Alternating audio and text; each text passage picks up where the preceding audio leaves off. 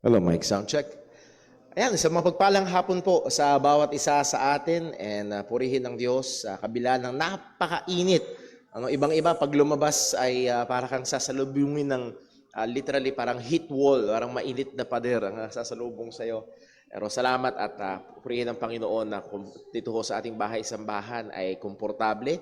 But I hope hindi masyadong komportable na sukat na ikatulog ng iba. So tayo ho'y magsisimula sa ating gawain ngayong hapon. Ilang mga announcements and reminders po muna. As we have said, ang pinaka-next nating activity dito sa church ay May 1, ang ating church outing. That's a Wednesday. That's a holiday. So pag-pray ho natin at pagplanuhan natin, sad to say, meron tayo ilang mga kapatiran na paalis.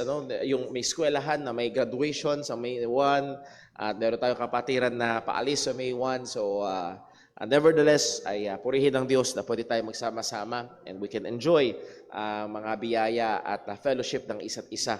So pag-pray ho natin yan. Kung gusto niyo hong malaman yung lugar, malapit lang sa Sanmar, S-A-N-M-A-R, private resort and events place yata yun. So malapit lang ho, dyan lang ho sa May Buenavista, around 20 minutes from here. At maganda yung lugar, bagong-bago, wala pang isang taon na nag-ooperate yung lugar.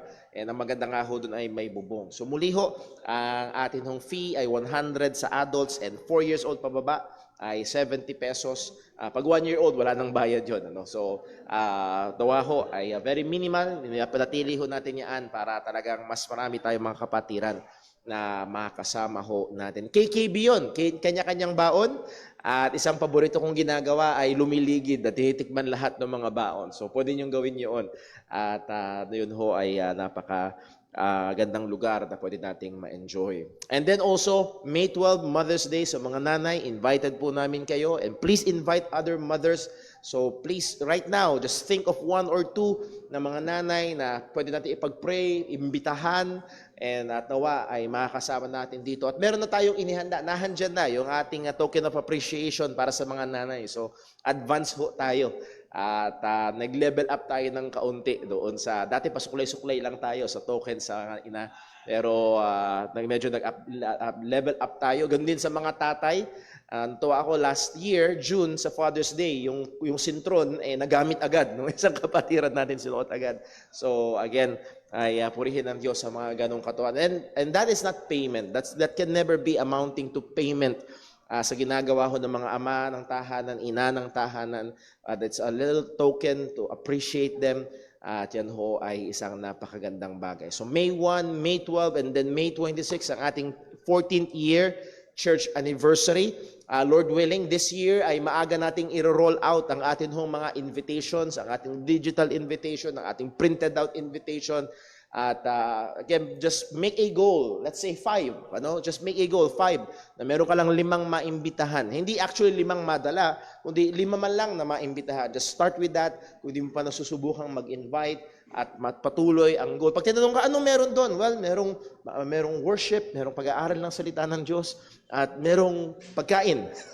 Dito tayo tatanghalian sa church, and as we have been traditionally doing, may ice cream ulit tayo. Amen?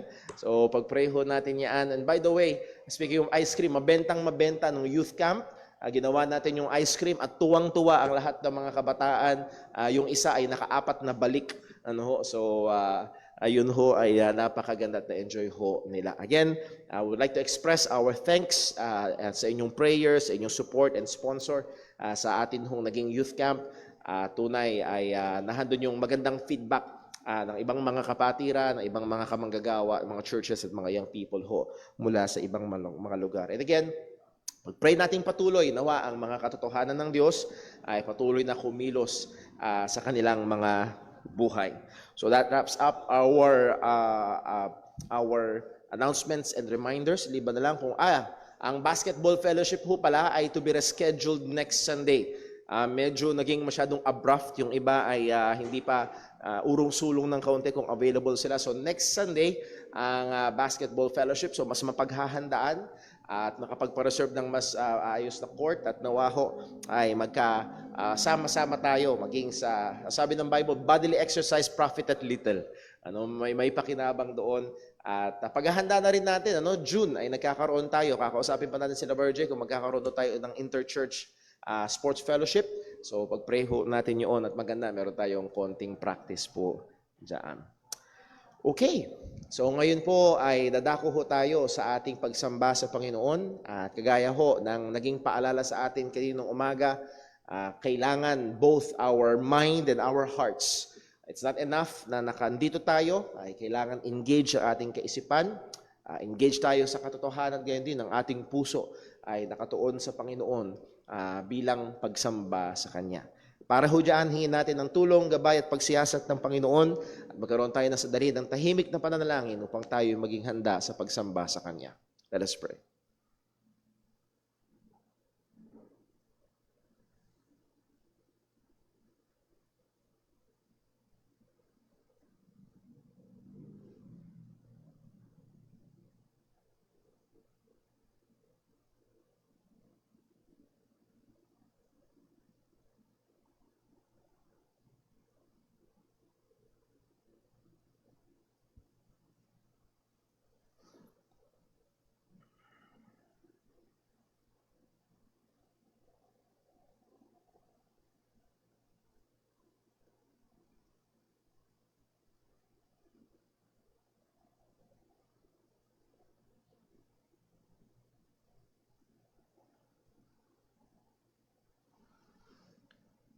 Manalangin po tayo. O aming amang Diyos, dakila, banal, makapangyarihan sa lahat. Aming pinupuri, pinapasalamatan ka, O Diyos, sa mga napakarami mong biyaya sa amin. Salamat, O Diyos, hindi lamang sa pagsustento ng aming mga pang-araw-araw na pangailangan. O di madalas, O Diyos, higit pa sa aming kailangan. Naroon ang iyong kabutihan. Diyan din, Panginoon, salamat sapagkat isinupply mo ang pinakadakilang pangangailangan namin. Walang iba ko hindi ang kaligtasan sa pamamagitan ng iyong bugtong na anak. Lord, salamat po, O Diyos, sa dakilang pagliligtas. Salamat po sa kapatawaran ng aming mga kasalanan. Salamat po sa banal na Espiritong nakatahan sa iyong mga mananampalataya. Lord, salamat na pwede kaming tumawag sa iyo na aming Ama. Ama, tulungan mo po kami ngayon. Sadya, O Diyos, narito ang kahinaan. Narito pa rin ang nakatahang kasalanan sa amin. Sa aming pagnanasa na purihin at sambahin ka. Panginoon, as your word said, evil is present with us. Tulungan mo na kami maging mapagbantay, Panginoon, na patuloy na humingi at umasa sa iyong biyaya upang kami, Panginoon, ay tunay nga na makasamba sa iyo sa Espiritu at katotohanan. Nawa, bawat bahagi ng gawain ito, Panginoon, maluwalhati ka, lalo na, O Diyos, pagpalain mo ang pagtuturo at pangangaral ng iyong salita, upang kami ay patuloy na lumalim sa pagkakilala at pagkaalam sa iyong katotohanan. At ito'y lalo magtulak sa amin sa kabanalan at mas malalim na pagsamba. O Diyos, saliksikin mo kami sa anumang mga pagkakasala sa aming mga buhay. Hindi lamang ang gawa ng aming mga kamay, kundi maging ang salita ng aming bibig at maging ang mga nasa ng aming puso at kaisipan na hindi ayon sa iyong salita. Panginoon, patawarin mo kami.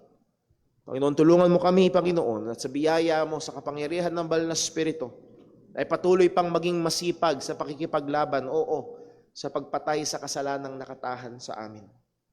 Panginoon, tulungan mo rin kami sa mga nakaparating na mga gawain, O Diyos, at nawa ang lahat ng ito, mga programa at aktibidad, Panginoon, ay magawa namin na nagbibigay papuri sa iyong dakilang pangalan.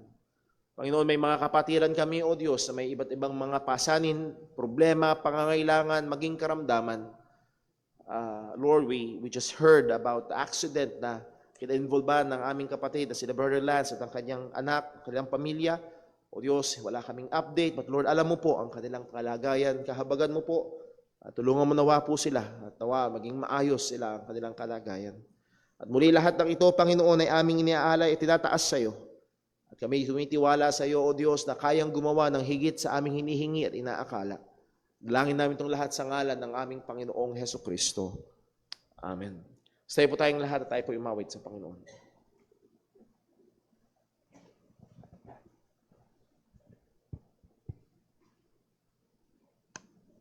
Tayo po umawit sa Panginoon. Wili po natin, I surrender all.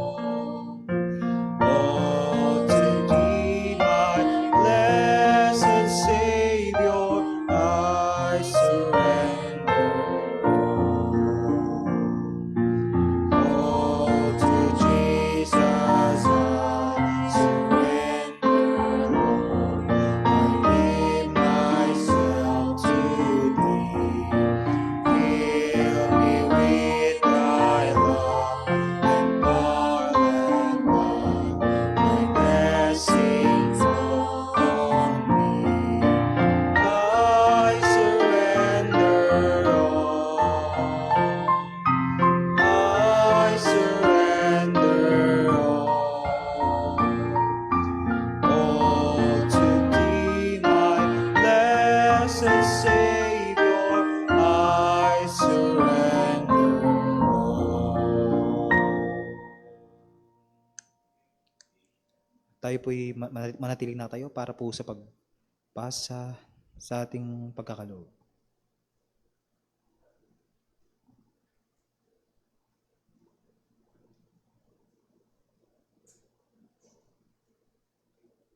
Purihin po ang ating Panginoon. Para po sa pagbasa ng mga talatang basihan sa ating pagkakaloob, atin pong basahin ang 2 Corinthians chapter 9 verse 6 hanggang 8 sa Tagalog. Ready? Read. At ito ang ibig kong sabihin. Ang nagtatanim ng kaunti ay kaunti rin ang aanihin. At ang nagtatanim ng marami ay marami rin ang aanihin. Ang bawat isa ay magbigay ayon sa ipinasya ng kanyang puso, hindi nang hihinayang o napipilitan lamang, sapagkat iniibig ng Diyos ang masayang nagbibigay. Kaya ng Diyos na pagkalooban kayo ng masaganang pagpapala sa lahat ng bagay, upang maging masagana kayo sa lahat ng uri ng mabuting gawa, habang pinupunan ang lahat ng inyong mga pangangailangan sa tuwina. Pagpalain po ng Diyos ang pagbabasa ng kanyang mga salita. Tayo po ay manalangin. O aming Ama sa langit, aming Diyos na makapangyarihan sa lahat, O Diyos, kami patuloy na lumalapit sa iyo. Dinadakila ka, O Diyos, dahil ikaw sa kaitaas-taasan, Panginoon, ay ang unang umibig sa amin. Sa amin na makasalanan at hindi karapat-dapat sa iyo, O Diyos. Ikaw ang nagsugo ng iyong bugtong na anak upang kami, O Diyos, na makasalanan ay maligtas sa kaparusahan, Panginoon. Maraming salamat sa Ebanghelyo ng aming Panginoong Hesus at sa patuloy mong pangangalinga sa amin, Panginoon. Sa pang-araw-araw naming buhay, O Diyos, iningatan mo kami, ginabayan at sinustentuhan, Panginoon. Maraming salamat po, O Diyos. At bilang pasasalamat namin, O Diyos, kami mag-aalay sa hapong ito, Panginoon, ng mga salapi, O Diyos, na ikaw din naman ang nagbigay, Panginoon. Nawa, O Diyos, pagkalooban mo kami ng puso na tunay ang nagagalak sa pag-aalay na ito, O Diyos. Iayon mo ang aming mga pusong makasalanan, Panginoon, sa pagsamba sa iyo, Panginoon. At tunay nga, ikaw ang maitaas sa pag-aalay na ito. At Panginoon, O Diyos, ang malilikom na halaga, Panginoon, ay magamit ng tapat, O Diyos, sa paglilingkod sa ministeryo dito sa aming church, Panginoon. At nawa, O Diyos, mas lalo pang maipalaganap ang ebanghelyo ng aming Panginoong Hesus. Magligtas ka po, Panginoon, gamit ang mga resources na ito. Nawa, O Diyos, sa pagpapatuloy ng aming gawain sa hapong ito, O Diyos, ikaw lamang patuloy na maitaas, Panginoon, sa pag-awit, sa pangangaral, Panginoon, maging sa pakikinig, Panginoon. Nawa, O Diyos, ikaw ang aming mabigyan ng kaluwalhatian, Panginoon. Maraming salamat po sa pangalan ng aming Panginoong Hesus. Amen.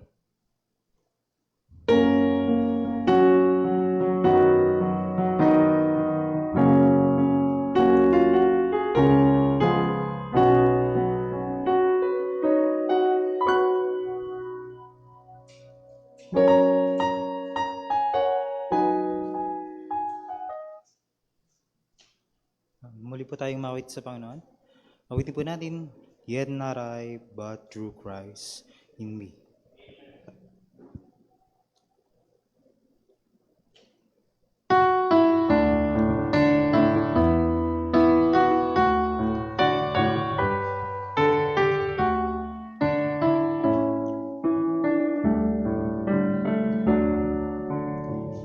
What deep of grace is Jesus my Redeemer?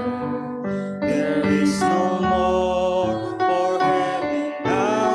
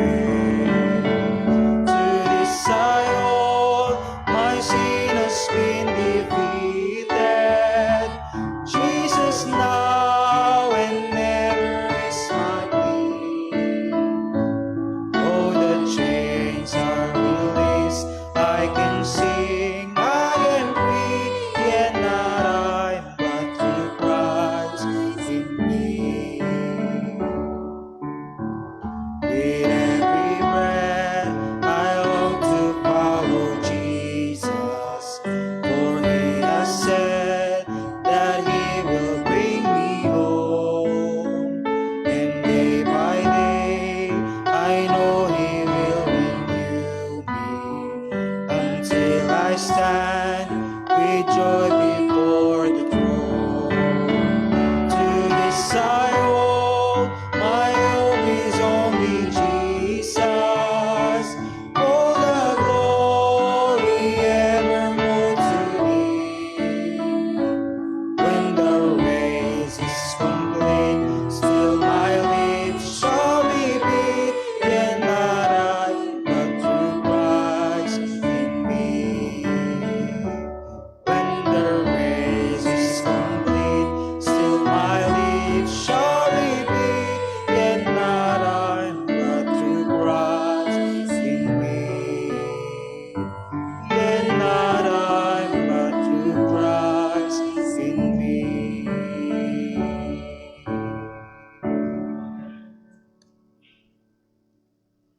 Tayo po'y magsiting lahat para po umawit ulit at awitin po natin, You are my all in all.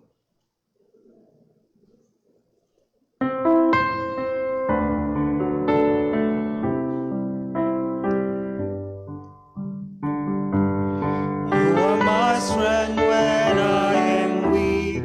You are the treasure that I seek. You are my all in all. Seeking you as a precious jewel, Lord, to give up like me a fool.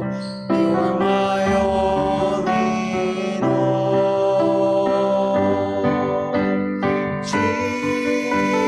Jesus, Lamb of God, worthy is your name. Jesus, Lamb of God, worthy is your name. Taking my cross, my sin, my shame, praising again, I praise your name. You are my all in all. When I fall down, you lift me up. When I am dry, you fill my cup. You are my all in all. Jesus, Lamb of God, worthy is your name.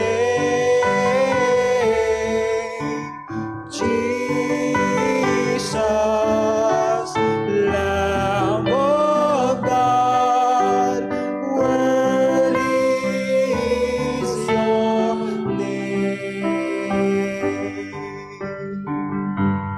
When the dark bars that thunder worse, Jesus brought victory o'er the curse. You are my all in all. That could not hold the King of Kings. Now to His ears new life He brings. You are my all in all.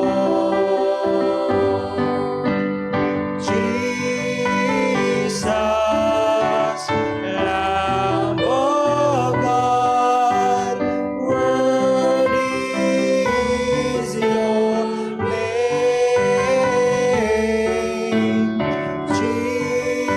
Jesus, Lamb of God, worthy is your name.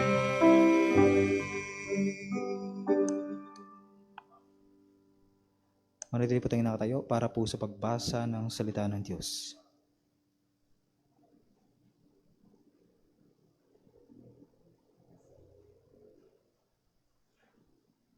Sa pagpapatuloy po ng ating pagsamba sa ating Panginoon, tayo naman po ay magbasa ng kanyang mga salita na manggagaling po sa aklat po ng Acts chapter 13 verses 1 to 3. Sabay-sabay po natin basahin. Ready, read. Sa iglesia sa Antioquia ay may mga propeta at mga guro. Kabilang dito sina Bernabe, si Simeon na tinatawag ding Negro, si Lucio na taga Cyrene, si Manaen na malapit kay Herodes, at si Saulo. Habang sila ay sumasamba sa Panginoon at nag-aayuno, sinabi sa kanila ng banal na Espiritu, "Ibukod ninyo para sa akin sina Bernabe at Saulo." Tinawag ko sila para sa isang gawain. Pagkatapos nilang mag-ayuno at manalangin, ipinatong nila ang kanilang mga kamay sa dalawa at sila ay pinahayo. Purihin po ang ating Panginoon. Tayo po ay magsiupo.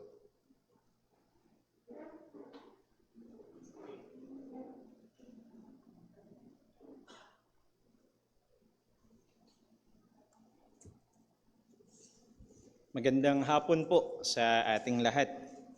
Ngayon ay tutungo tayo sa ating pag-aaral ng salita ng Diyos.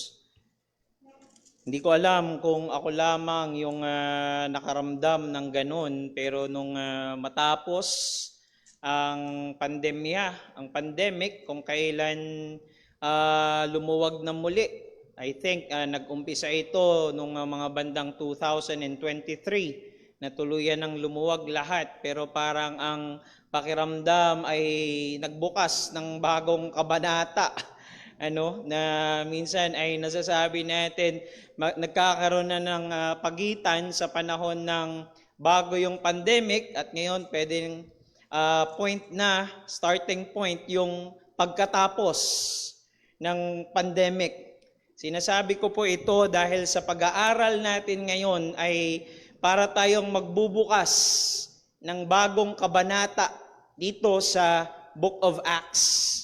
Dahil dito sa ating pag-aaralan ay dito natin makikita ang pagsisimula, ang starting point.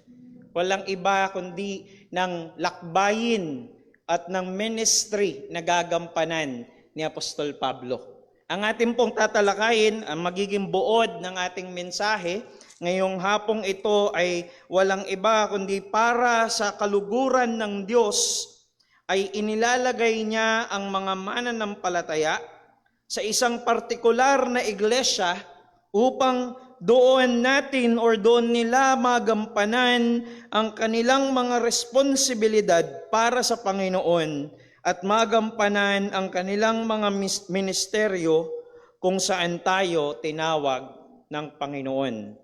Tayo po muna ay sumaglit na manalangin at humingi ng paggabay sa ating Diyos. O Diyos naming dakila, aming Ama na makapangyarihan sa lahat, Lord, kami po ay lubos na nagpupuri, nagpapasalamat sa iyo, Panginoon, na muli ay tinipon mo kami sa iyong bahay, sambahan upang purihin ka namin na magkakasama. Upang kami, Panginoon, ay sumamba sa iyo, umawit para sa iyo. At sa mga oras na ito, Panginoon, hayaan mo po kami na mag-aral at sama-samang namnamin ang iyong mga salita. Nawa, Panginoon, kami po ay gabayan mo, patnubayan mo, Panginoon, ng iyong karunungan, patnubayan mo ng iyong kapangyarihan, O Diyos. Amin pong kinikilala, Panginoon, na ikaw lamang ang siyang may kakayahan na magbago ng puso.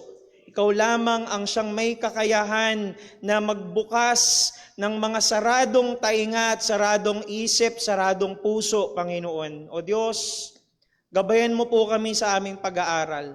Nawa ay makita namin ng maliwanag ang mga katotohanan ng iyong mga salita at lalong maghimok to sa amin na ibigin ka at lumakad sa kabanalan mo, Panginoon. Maluwalhati ka, O Diyos, maluwalhati ka. Ito po ang aming samot dalangin sa pangalan ni Jesus. Amen at amen. Before we go sa chapter 13, which is, ito yung ating text ngayong hapong ito, ay hayaan nyo po na magkaroon tayo ng short recap sa chapter 11. Babalik tayo saglit ng 2 chapters dahil dito unang nakarating ang ebanghelyo sa Antioch, sa lugar ng Antioch. Remember, ang sabi sa Acts chapter 11 verse number 19 na yung mga mananampalataya ay nag-scatter. Sila'y nagkawatak-watak, sila'y kumalat sa iba't ibang dako ng mga lugar. Bakit?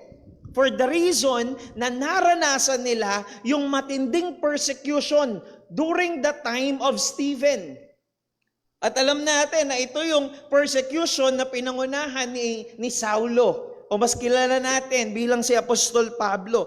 At ang ilan nga sa kanila, kung babasahin pa natin dyan sa talata at sa mga susunod pa, ang ilan sa kanila na galing ng Jerusalem ay kung nagpakalat-kalat, nagkawatak-watak sila, ang ilan sa kanila nakarating ng Cyrene or Phoenicia at ng Cyprus. At mula doon, sa mga taga-Phoenicia, sa mga taga-Cyrene, sa mga taga-Cyprus, may mga nakakilala sa Panginoon. At yung mga nakakilala sa Panginoon, kasama na rin marahil yung mga Hudyo galing ng Jerusalem, ay nagsumulong pa. In advance pa, lalo ang ebanghelyo, until makarating sila up north pang lalo sa Antioch. At nakita natin dyan, pagdating nila doon sa Antioch, doon yung mga taga-Antioch ay mga hentil. Ito'y mga pagano. Remember, sila yung mga sugarol. Ito yung mga tao na gumagawa ng immoralidad. Ito yung mga tao na sumasamba sa Diyos sa immoral na paraan. O ginagamit ang prostitusyon para sa kanilang pagsamba. At ang nangyari, marami sa mga tao na to, na binanggit ko kanina, ang nakakilala sa Panginoong Hesukristo. At sumasampalataya na sa Kanya ngayon.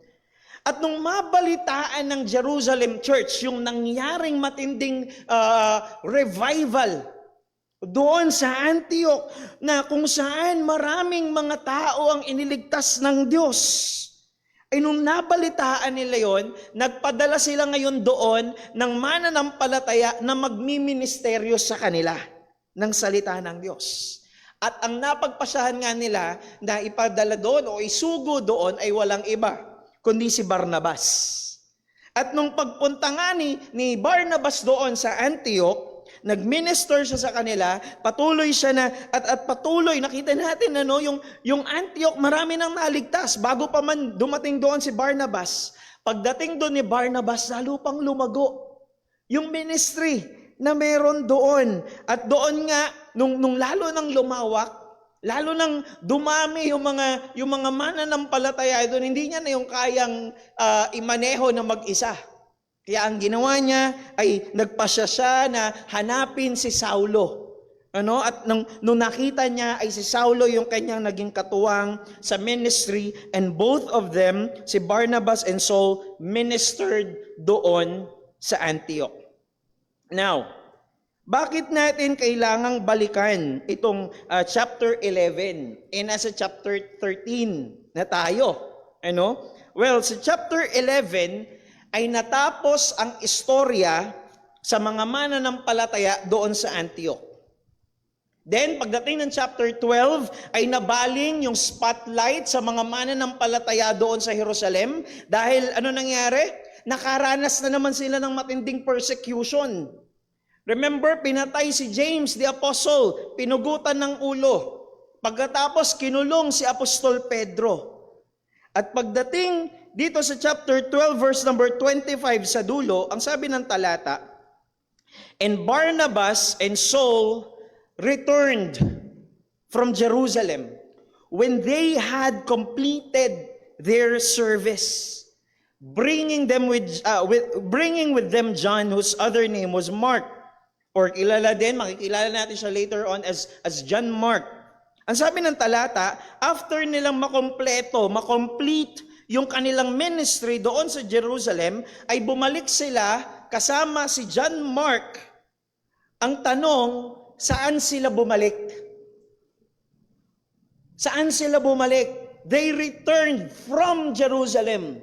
So the question is, saan sila bumalik mula sa Jerusalem? Ngayon, babalik tayo sa tagpo sa Antioch. Dahil dito, makikita natin na ang binalikan ni Barnabas at ni Saulo ay walang iba, kundi yung Antioch.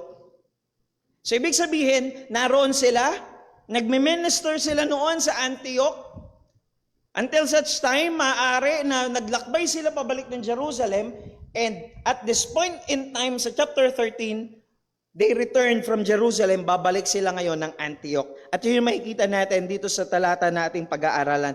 At dito natin makikita yung starting point ng tinatawag natin na Paul's missionary journey. Ito yung paglalakbay ng mission na itinalaga ng Diyos kay Apostol Pablo. At sa buong Acts chapter 13 hanggang Acts chapter 28, dito natin mapag-aaralan yung 4 missionary journeys na ginawa ni Apostol Pablo. Dito natin makikita kung paanong nag-umpisa yung maraming mga hentil, yung maraming mga Gentile churches na later on ay susulatan ni Apostol Pablo ng kanyang mga epistles. Narito yon sa part na yon. And as we look at these chapters, para tayong tumitingin sa isang photo album ng isang childhood ng Christianity.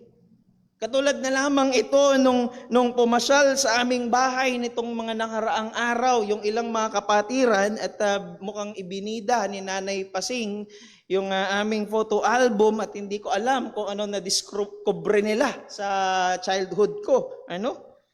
Na pogi pa rin from no? So from chapters 13 to 28, pupunta tayo ngayon sa isang bagong kabanata. Dito natin makikita na yung spotlight na nakatutok noon sa mga Hudyo ay unti-unting mag-fade out, unti-unting didilim, until tuluyan ng dumilim yung ilaw na nakatutok sa kanila at unti-unti itong babaling doon sa mga hentil. Until such time na makakarating tayo sa punto na marirealize natin, nasaan na yung mga Hudyo? Nasaan na sila? Hindi ba sa kanila umusbong? Hindi ba't sa kanila nag-umpisa ang ebanghelyo? Purihin ng Diyos sa mga Hudyo na sila yung unang nagpalaganap ng ebanghelyo. Pero marirealize natin unti-unti sa kabanata na ito from chapter 13 to chapter 28, nasa na sila?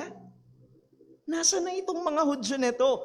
Sila'y magpapatuloy sa kanilang katigasan ng kanilang mga puso until such time na sasabihin ni Apostol Pablo sa Romans chapter 10 verse number 1, Brethren, my heart's desire and prayer to God for Israel is that they might be saved.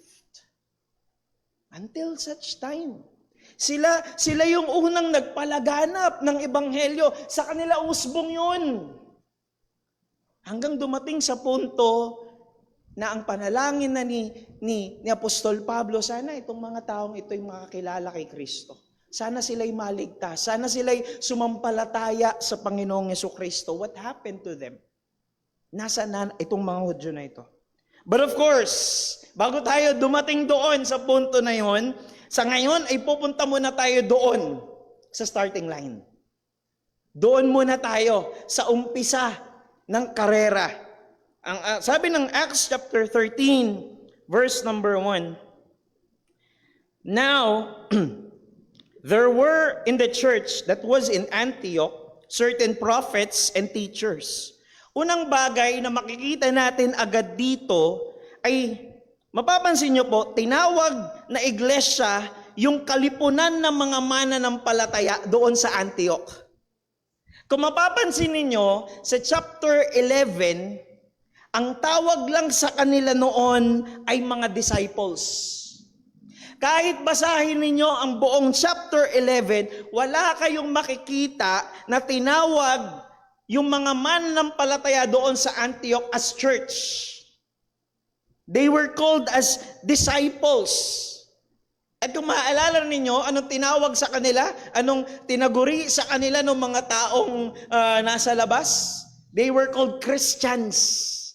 Na alam natin, as history says, ay ito'y derogatory term or pangungutya sa kanila nung umpisa. Kumbaga, ito'y pang-asar. Ito'y pangloko sa kanila. Uy, mga Kristiyano yan, no? Again, para itong political term. Uy, mga DDS, mga kung ano man, ng mga political terms na ginagamit sa panahon natin ngayon, same yun. Sa kung paano ginamit yung term na Christian noong panahon nila. Pero dito sa chapter 13, ay tinawag na silang ganap na church. Tinawag na silang iglesia.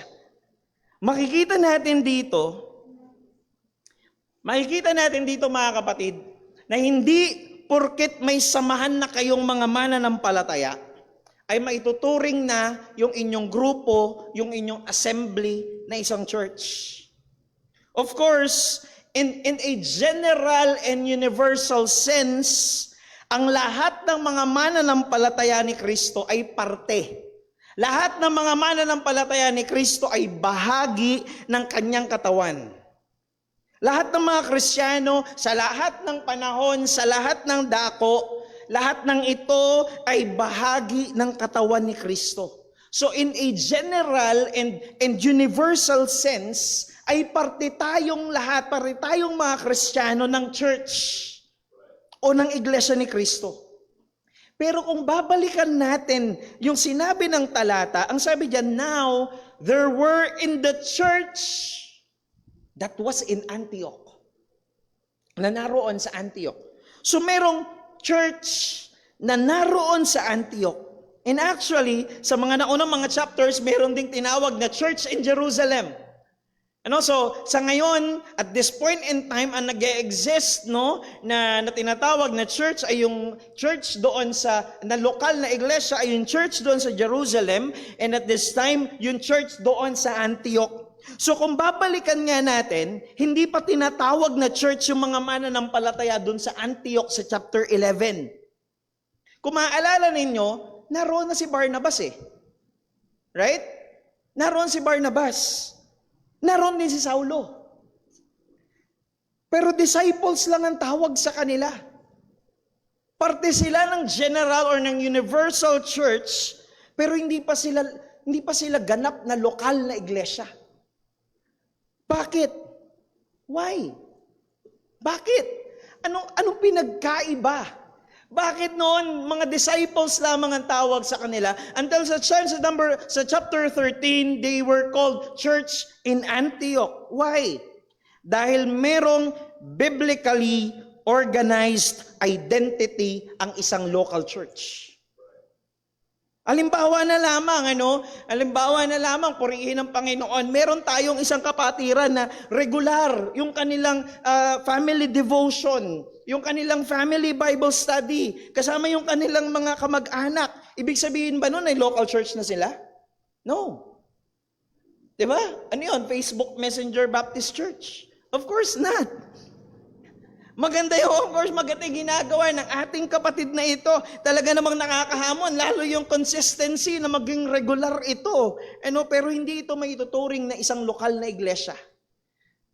Ang ilan sa inyo nakakaalam na meron kaming grupo noong time ng pandemic na The Gathering. Every Saturday yun, regular yun, every Saturday. Actually, ay meron kaming kantahan doon, merong pagtuturo ng salita ng Diyos, meron din parang offering, dahil para doon sa Zoom, pambayad ng monthly, dahil nag-chip in kami. But still, yung The Gathering na aming grupo ay hindi mo maituturing na isang local church. Bakit ulit? Dahil merong biblically organized identity ang isang local church. Ano yun? Una, merong pastor ang isang lokal na iglesia. Merong pastor. Brother Daryl, di ba nagmi-minister na doon sa Antioch dati? Sina Barnabas, sina Saulo. Yes, nagmi-minister na sila roon.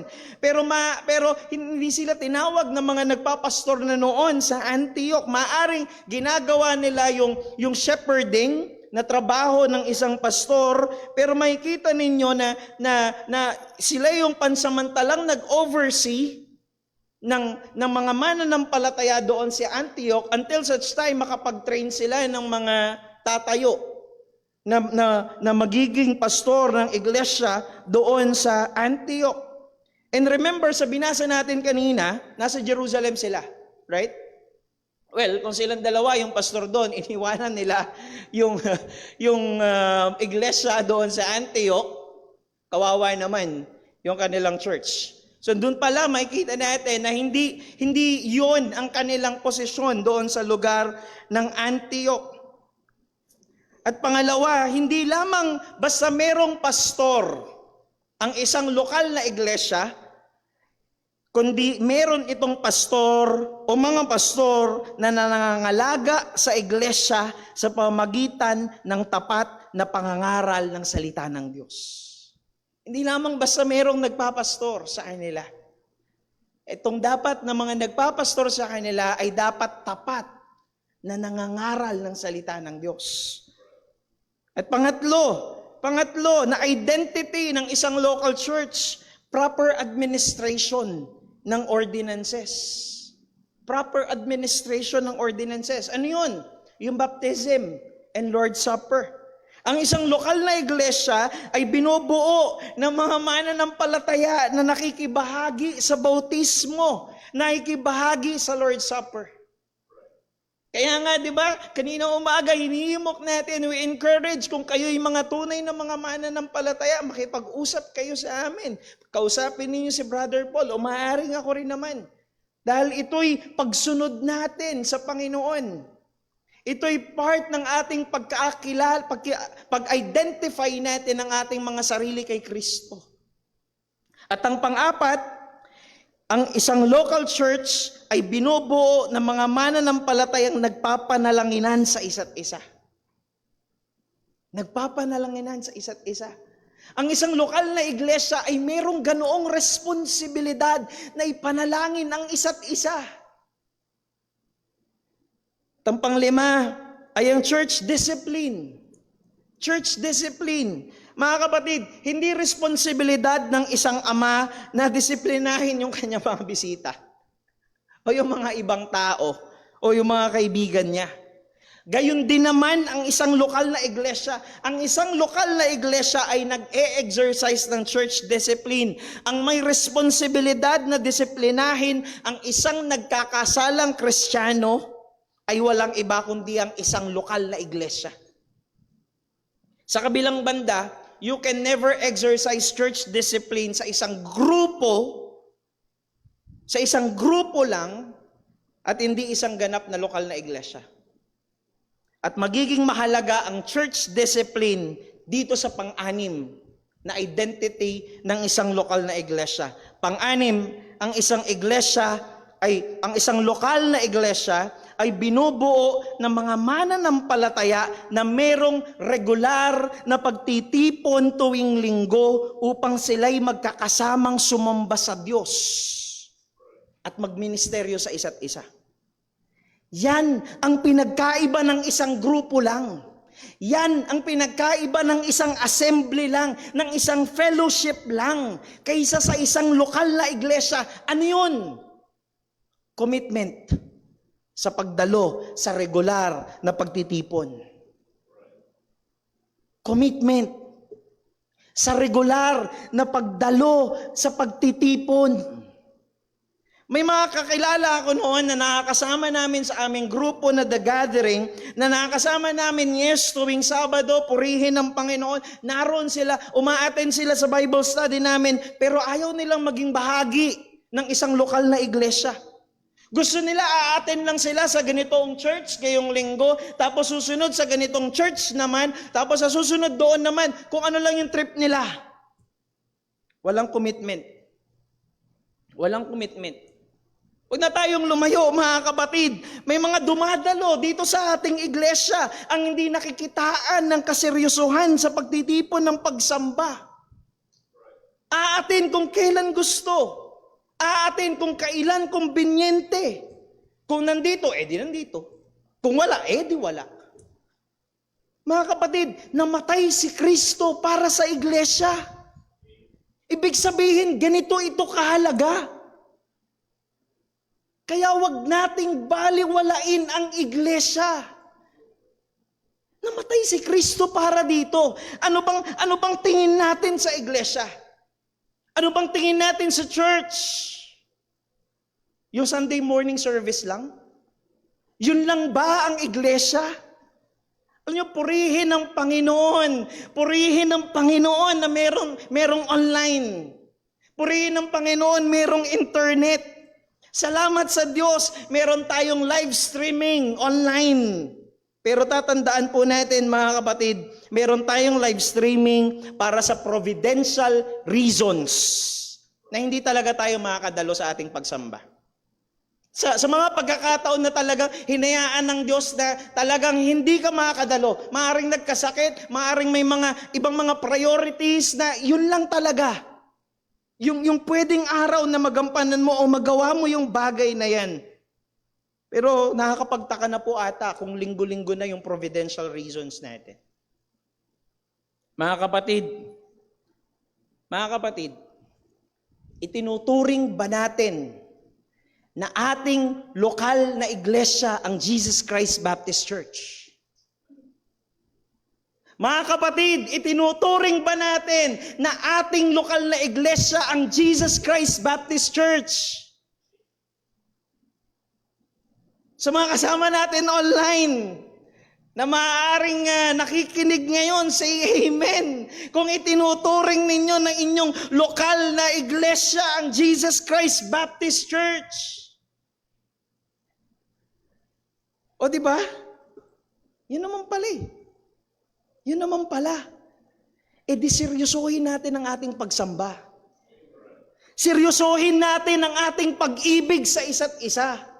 Seryosohin natin ang ating pagtitipon dahil ito ay ating pagkakakilanlan bilang isang lokal na iglesia. Nakakalungkot na ganito ang nangyayari maging sa panahon natin na binabaliwala natin ang ating pagtitipon. Baka galit tayo sa mga Romano Katoliko, pero ang ugali natin ay katulad nila, basta makapagsimba ka ng isang beses, pwede na. Tandaan natin ang araw na ito, it is the Lord's Day. Ito'y araw ng Panginoon. Hindi mo ito araw, ito'y araw niya. Araw ng Panginoon. Mga magulang, ang pinakamagandang halimbawa na pwede nating maipakita sa ating mga anak ay ang ating commitment sa Panginoon.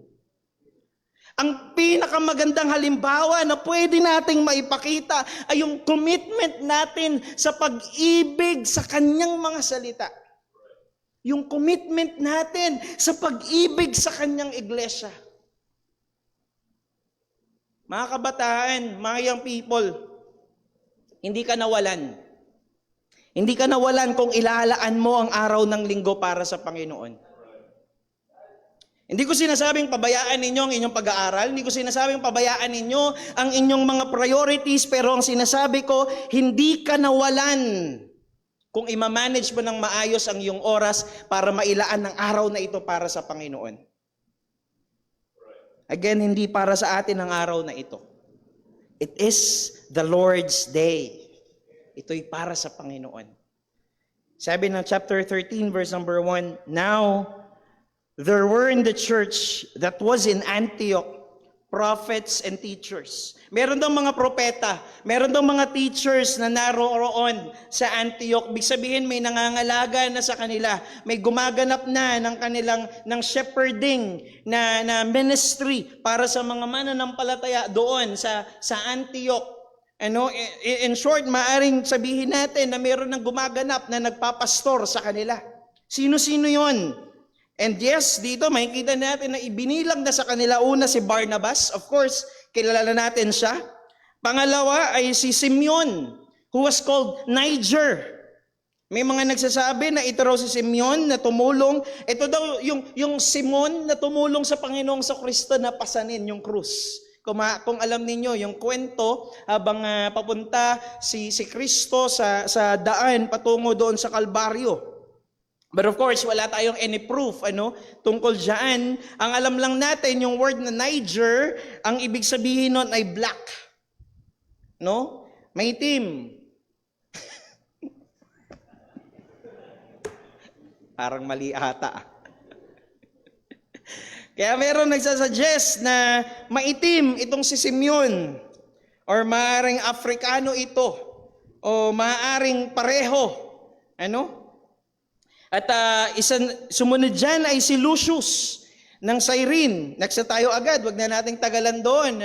Next tayo, kay Lucius naman, si Cyrene ng Cyrene. Ito rin si Lucius, wala tayong any other accounts kung sino nga ba itong si Lucius, pero maaari na isa itong si Lucius sa mga naligtas doon sa Cyrene. Remember, di ba? Lumabas sila ng Jerusalem, nagtungo sila ng Phoenicia or ng Cyrene and Cyprus. Now, mula doon sa mga nagtungo roon, may mga naligtas. At maaaring isa ito, doon si Lucius. At nagpalaganap sila ng ebanghelyo at nung sumunod dyan ay si Manaen, kung ano man ang tamang basa dyan, a lifelong friend of Herod the Tetrarch. Ito namang si Manaen ay isang lifelong friend daw ni Herod. Hindi ito si Herod na nakita natin sa chapter 12, but it is the Herod na noong panahon ng Panginoong Jesucristo. At yung pagkakagamit dyan ng lifelong friend, ang isang possible translation niyan ay had been brought up with. Ibig sabihin, kasama siyang pinalaki ni Herod. So maaari, according sa mga pag-aaral, maaari na itong si Manaen ay isang foster brother ni Herod. Nakasama niya na pinalaki. And of course, si Saul, walang iba kundi si Apostol Pablo. At ang sabi ng verse number 2, sabi ng talata, sabi diyan, as they. Sino yung they dito? Sino yung they? Of course, kung babalikan natin, yung mga nabanggit sa naunang talata, yung mga prophets and teachers na silang nagsisilbing shepherds ng flock doon sa Antioch, ng church doon sa Antioch. Sino yun? Si Barnabas, si Simeon, si Lucius, si Manaen, at si Saulo. Anong ginagawa nila? Ang sabi diyan, as they ministered to the Lord. Ang pangunahing responsibilidad, listen, ang pangunahing responsibilidad ng mga pastor at ng mga mangaral ay magministeryo sa iglesia. Sinasabi ko po ito bilang kabaligtaran sa mga pastor na mayroong ibang motibo kung bakit sila nagpapastor at kung bakit sila nangangaral. Actually, yung word na minister dyan ay galing sa Greek word na liturgio, na ang ibig sabihin ay hindi lamang ito minister, na basta lang service lang. Ang ini-imply nito ay priestly service. Priestly service. Kaya nga from the word itself, liturgio, nagpapakita na ito ng responsibilidad ng mga pastor na ipanalangin, na i-oversee or oversight, or pangasiwaan yung mga mananampalataya, mag-aral ng salita ng Diyos, ipangaral ang salita ng Diyos. From the word itself, kasama na yon. And take note, ang sabi dyan, as they ministered to the Lord. Ibig sabihin nito, ang pagmiministeryo ay hindi para sa tao. Ito'y hindi para sa mga mananampalataya sa iglesia. Hindi ito para sa pastor. Ito'y pagmiministeryo para sa Panginoon. Kaya nga ang ganda ng example ng Macedonian church sa 2 Corinthians chapter 8 verse number 5. Ang sabi ng talata, and this they did, yung Macedonian church, not as we hoped, but first gave their own selves to the Lord, and unto us by the will of God. Mapapansin niyo yan sa talata, may ginawa sila na pagme-minister according sa kay Apostol Pablo para sa kanilang mga apostol. At ang sabi diyan, una nilang ibinigay ang kanilang mga sarili. Kanino? Sa mga tao ba? Sa mga apostol? No. Una nilang ibinigay ang kanilang mga sarili sa Panginoon. Pangalawa lamang sa iba. At kaya nga, ang sabi ng Colossians chapter 3, verses 23 to 24, whatever you do, work heartily, as for the Lord and not for men, knowing that from the Lord you will receive the inheritance as your reward.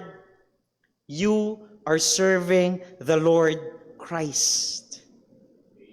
As we minister unto the Lord, nawa makita natin, as we do whatever ministry na meron tayo, anumang responsibilidad na ginagampanan natin, hindi mo yan ginagawa para sa iyong sarili. Hindi mo yan ginagawa para sa mga tao na nakikita mo rito sa iglesia. Yan ay ginagawa natin para sa Panginoon. You are serving the Lord Jesus Christ. Ikaw ay naglilingkod sa Panginoon. Going back sa ating text, ang sabi ng talata, as they ministered to the Lord and fasted. Habang sila nag-aayuno, the Holy Ghost said, separate me, Barnabas and Saul, for the work whereunto I have called them. Well, hindi natin alam kung paanong nagsalita rito ang banal na spirito sa kanila. It could be, according sa mga pag-aaral, it could be na meron nag-speak in tongues sa kanila. At doon siya ang ginamit na instrumento ng banal na spirito. Or it could be na dahil nga may mga propeta na ginamit ang banal na spirito na isa sa kanilang mga propeta, at siya yung naging instrumento para maiparating sa kanila yung gustong sabihin ng banal na spirito. Pero ang ito makikita natin dito, ito ang punto. Ang Diyos ang siyang tumatawag para sa ministry. Ang Diyos ang tumatawag para sa ministry. Ano mang ministry yan?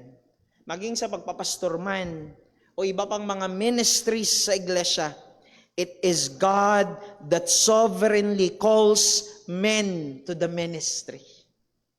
Magandang paalala ito sa atin na hindi natin ministry, yung anumang ministeryo na meron tayo. Anumang ministry na ginagampanan natin, hindi ito atin. Ito yung ministeryo ng Diyos na ipinagkatiwala lamang po sa atin. Kaya nga kung tayo'y inilagay ng Diyos sa anumang ministeryo, gawin natin ito ng merong pag-ibig. Gawin natin ito na ibinibigay yung best natin sa Panginoon. Gawin natin ito para sa ikalulugod ng Panginoon. Maging maliit man yung ministry mo, maging malaki man yan, visible man yan sa maraming tao, o maaaring nasa likod ka lang ng mga kortina. Umaring hindi kita ng madla, kita ng maraming tao yung ministry na ginagampanan mo. Pero kung ito'y ginagawa mo para sa Panginoon, maluluwalhati natin at malulugod ang Diyos. Sabi nga ng isang awitin, ng isang himnaryo, every work for Jesus will be blessed, but He asks from everyone His best. Our talents may be few, these may be small, but unto Him is due our best, our all. At itong sina Barnabas and Saul, ang panawagan ng Diyos sa kanila ay isang seryosong panawagan. Ito'y isang seryosong panawagan. Ito'y panawagan na maglingkod sila sa Panginoon. Ito'y panawagan na gawin nila yung kalooban ng Panginoon para sa kanila. How I pray na sana merong tawagin ng Panginoon mula sa atin na magiging mga missionaries din sa iba't ibang mga lugar. How I pray na minsan isang araw maghango at tumawag ang Panginoon ng mga marami pang mga mangaral dito sa iglesia na ito. Mga kapatid, there's a lot of work to be done. Kailangan namin ng mga katuwang sa pagtuturo at pangangaral. Kailangan natin ang bawat isa. Kailangan natin ng mga katuwang sa ministries. There's a lot of work to be done. Ang dami pang mga kaluluwa ang dapat nating may abot kay Kristo at makakilala kay Kristo at malaman ng ebanghelyo o may paabot ang ebanghelyo. But then again, hindi ito para sa atin, hindi ito para sa ating sarili, hindi ito para kay Brother Polo kung kanino man, kundi hindi ito para maging tanyag o maging sikat itong church na ito, hindi po ganon. Kundi yung sinasabi ng talata, ang sabi diyan, for the work whereunto God has called us. For the work whereunto I have called them, ang sabi ng banal na Espiritu. Gagawin natin ito para gampanan yung gawain, yung responsibilidad na iniatang ng Diyos sa atin kung saan tayo tinawag para sa Panginoon. Para sa Panginoon. Tayo po'y manalangin. O Diyos naming dakila, aming Ama na makapangyarihan sa lahat, Lord, kami po'y nagpapasalamat sa iyo, Panginoon. Dahil napakabiyaya mo sa aming mga buhay. O Diyos, nalalaman mo ang lahat ng aming kakulangan. Nalalaman mo, Panginoon, yung katayuan, yung katayuan ng aming mga puso sa harapan mo, Panginoon. O Diyos, sa mga pagkakataon na aming binabaliwala ang aming iglesia, o Diyos, patawarin mo po kami. At nawa ay hindi kami manatili sa ganoong kasalanan bilang iglesia, kundi bigyan namin ng pahalaga, bigyan namin ng kahalagahan ang aming pagtitipon dahil ito'y parte ng aming pagkakakilanlan bilang isang lokal na iglesia. Lord, tulungan mo po kami na magampanan ang mga bagay na ito, hindi para sa aming mga sarili, kundi para sa iyo. Tulungan mo kami, Panginoon. Kami nakaasa lamang sa iyong lakas, nakaasa lamang sa iyong biyaya, O Diyos. At nawa, ang dalangin namin, nawa, Panginoon, tumawag ka ng marami pang mga mangaral mula sa iglesia na ito. Tumawag ka, Panginoon, ng mga tao na lubos na maglilingkod sa iyo, Panginoon.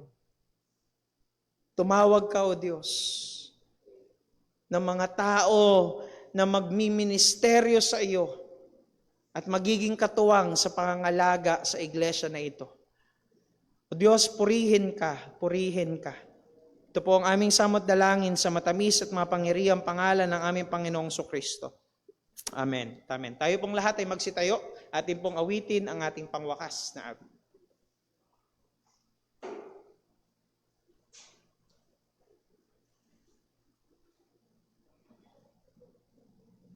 Tayo po yung makawit sa Panginoon. Awitin po natin, praise Him, praise Him.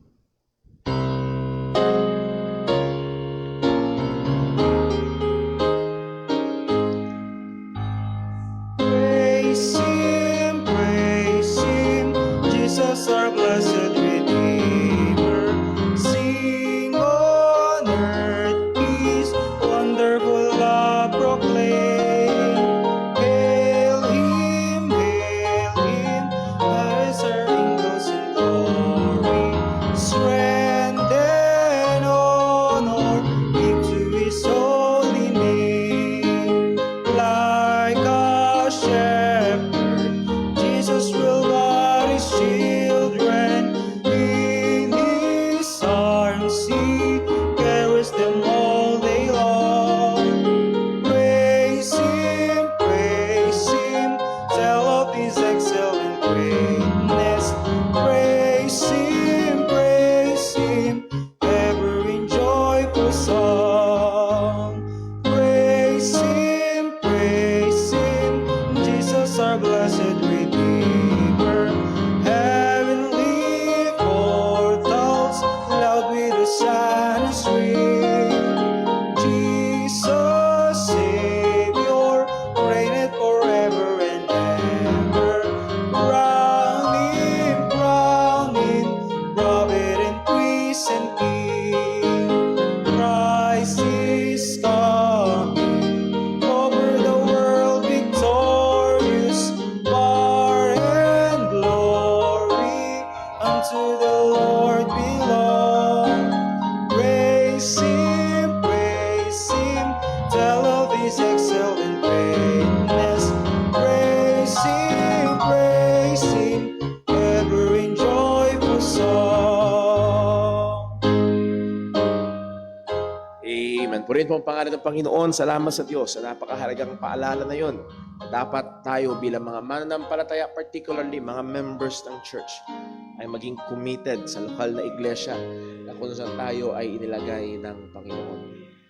Habang nangangaral si Brother Daniel, ang imahe ng church na naiisip ko na sinabi sa Biblia ay ang image ng katawan na mahalaga.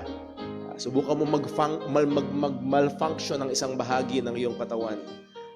Supposed to be committed to functioning according to God's design.